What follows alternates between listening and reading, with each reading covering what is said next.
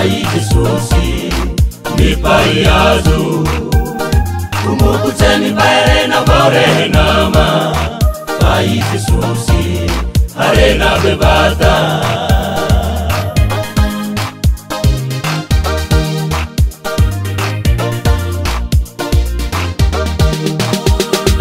Pai Jesusi nangira katika Kiri sitiana Ipaize mutu Ilichanjua Machireni Mbete amberua Fahangara katika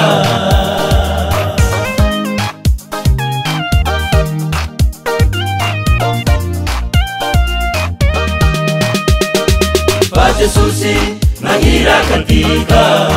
Kirisitiana Ipaize mutu Ilichanjua Machireni Mbete amberua Fahangara katika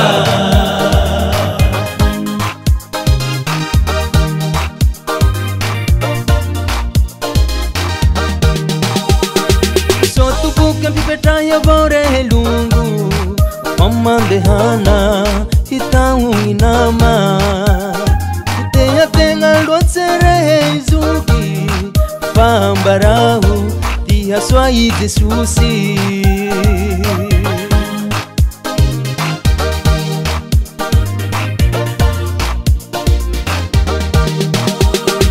Sotu bukan pipeta ya bore lungu Mama dehana hitau inama Kuteya tenga luatsere zuki Pambarahu Dia swai Jesusi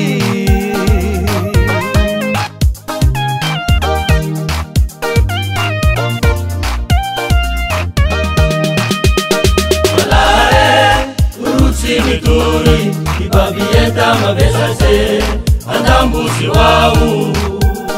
Sisaya mau, palahayuru sivita, iho baru bicara,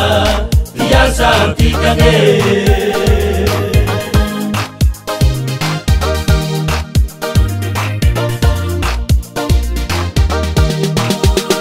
Palahare, urusi mituri, ibabieta mabesase. Andambusi wau Sisaya mau Palayuru sivita Iwo goru bicara